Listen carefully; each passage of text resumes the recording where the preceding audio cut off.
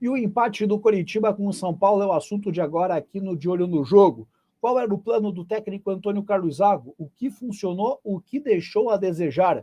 Apesar do Coritiba chegar a 9 jogos sem vitória e ter apenas 1 ponto em 9 disputados no Campeonato Brasileiro, dá para dizer que o jogo deste sábado no Alto da Glória serve como um ponto de partida para a sequência do trabalho do treinador?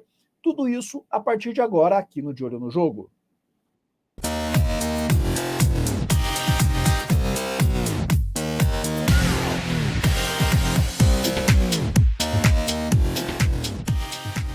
Conteúdo começando com aquele pedido de sempre. Se inscreva aqui no canal, por favor, peço humildemente a sua colaboração, a sua contribuição para o De Olho no Jogo, chegar à meta de 8 mil inscritos aqui no YouTube. Faltam aproximadamente 30, estamos num crescimento bacana. Chegando a 8 mil inscritos, sorteio de uma camisa do Coxa, do Atlético ou do Paraná Clube para todos vocês que curtem aqui o canal. Então, conto com a sua colaboração, se inscreva aqui no canal e espalhe para amigos, familiares, colegas de trabalho, vizinho, colega da faculdade, da escola, enfim, com quem você curte falar sobre futebol, especialmente os assuntos relacionados aí ao trio de ferro, à dupla Atletiba, ao Paraná Clube, os times aqui da capital paranaense. Pois bem, para falar de Coritiba e São Paulo, acredito que o primeiro ponto é a gente para a escalação, né? Porque era basicamente o mesmo time que enfrentou o Sport, tendo o Bruno Gomes na vaga do Jesus Trindade. E quem acompanhou a resenha após eliminação do Coritiba na Copa do Brasil, vai lembrar que eu disse que no segundo tempo, um dos poucos pontos positivos foi que o Coritiba conseguiu ter uma saída de bola mais rápida, conseguiu acelerar um pouco o processo para chegar ao campo ofensivo, apostando muito na bola diagonal dos zagueiros, o Kusevich e o Vitor Luiz, para os laterais. Kusevich para o Jamerson, o Vitor Luiz para o Natanael, e que o Jesus Trindade também colaborou nisso. Mas apesar do Jesus Trindade ter feito essa colaboração, ele saiu do time para a entrada do Bruno Gomes. Por quê? A ideia do Zago era manter a competitividade, a força física no meio de campo com o William Farias e dava liberdade aos defensores, aos 3 zagueiros, para fazer essas inversões, essas bolas longas, que além das inversões das bolas diagonais para os laterais, também teve muita bola em profundidade para a velocidade do Aleph Manga.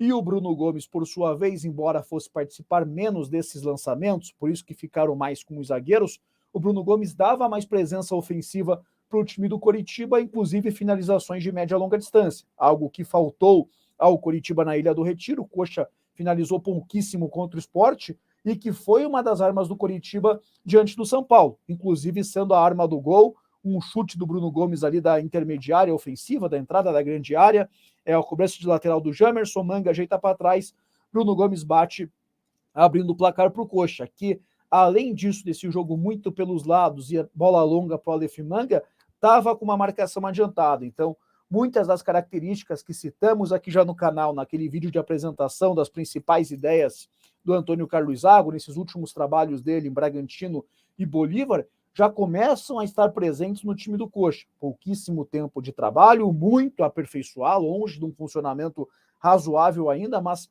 as ideias, as sementes já estão plantadas ali pelo treinador Coxa Branca, que após abrir o placar por 1-0, mudou um pouco a estratégia. Coritiba, até por um pouco da imposição do São Paulo, recuou, passou a apostar nos contra-ataques. E aí o Coritiba se defendia num 5-4-1, com a linha de 5 sendo fechada pelos 2 laterais, né? Natanael pela direita, Jamerson pela esquerda, e aí os 3 zagueiros, Kusevich, Bruno Viana e o Vitor Luiz.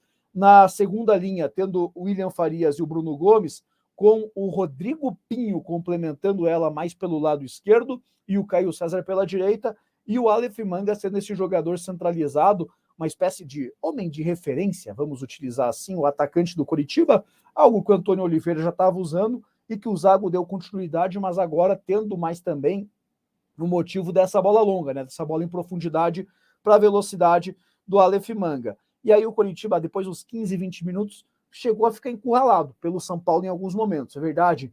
O miolo da zaga do Coritiba conseguiu proteger bem, poucas chances cara a cara dos jogadores do São Paulo, mas tinha muito espaço ali pelo meio. O São Paulo conseguia encontrar entre as linhas do Coritiba, do meio-campo e da zaga, entre, por exemplo, o Bruno Viana e o William Farias, espaço para arrematar. Tanto é que Gabriel fez uma defesa, cobrança de falta, é verdade, mas Gabriel fez uma defesa, teve bola na trave, tiveram outra defesa, né, do Gabriel no chute do Luciano. São Paulo conseguiu criar algumas situações de gol nesses lances aí de média e longa distância. E o Coxa demorou para contra-atacar. Só que quando contra-atacou, Bruno Gomes deixou o Manga cara a cara com o goleiro Rafael. Aí, claro, mérito do goleiro do São Paulo, que teve a frieza de esperar até o último segundo, mas o Manga também acabou perdendo o gol, né? Podia ter tentado o drible, uma cavadinha, bater rasteiro, bateu ali a meia altura na direção do goleiro, facilitou um pouco a vida do goleiro Rafael, que evidentemente teve os seus méritos.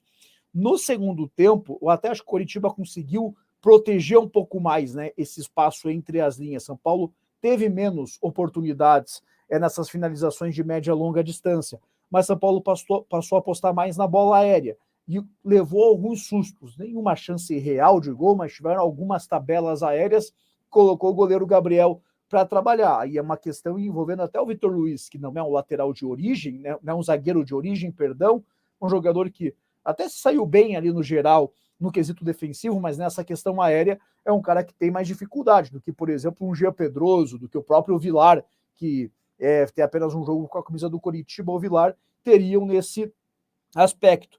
Então, essa estava sendo ali a arma do São Paulo, que chegou ao gol de empate, que, por talvez até uma certa ironia, assim, num chute de média e longa distância, né? Algo que o Coritiba estava defendendo melhor, mas ali na entrada da área, um pouco à frente até da finalização do Bruno Gomes, o Marcos Paulo bateu, a bola acho que desvia no Kusevich e entra 1-1 no Couto Pereira. Só que o Coritiba estava contra-atacando mais no segundo tempo. Só que não era o dia do Manga, né? O Manga teve outros dois bons contra-ataques, acabou não conseguindo aproveitar, uma ainda bem no início ali do segundo tempo, chutou em cima do goleiro Rafael, mais fraco o chute, mas uma jogada mais melhor elaborada por ele, pegou a bola na intermediária defensiva, parou cara a cara com o goleiro, finalizou mal, mas foi um contra-ataque ali puxado por ele.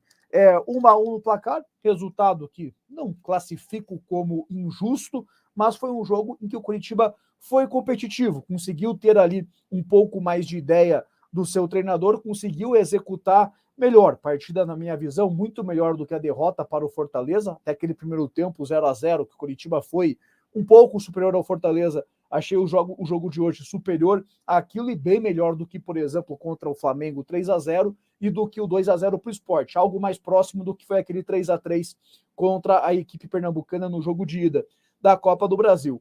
Longe do ideal, mas classifico como um caminho a ser seguido aí pelo técnico Antônio Carlos Zago e seus comandados na equipe do Coritiba, que agora tem semana cheia pela frente e pode tentar ali encontrar aperfeiçoar esse caminho para encerrar esse jejum de vitórias, 9 jogos sem vencer, mais de 2 meses sem ganhar e conseguir aí o primeiro triunfo no Campeonato Brasileiro, chegando a 4 pontos. Destaques da partida: os dois laterais foram muito bem acionados, Jamerson pela esquerda, Natanael pela direita, melhor jogo do Natanael na temporada, já vinha numa evolução aí desde a saída do Antônio Oliveira, agora fez um bom jogo, o Jamerson também se firmando como zagueiro, como lateral esquerdo titular da equipe do Coritiba. Bruno Gomes, partidaça.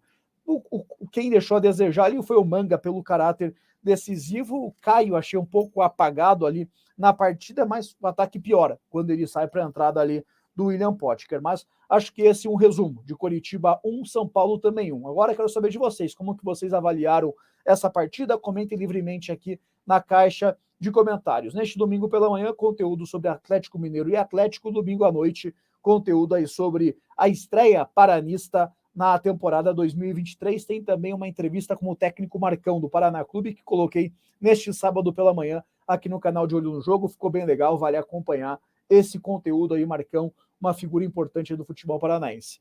Um abraço a todos, uma ótima semana e até mais.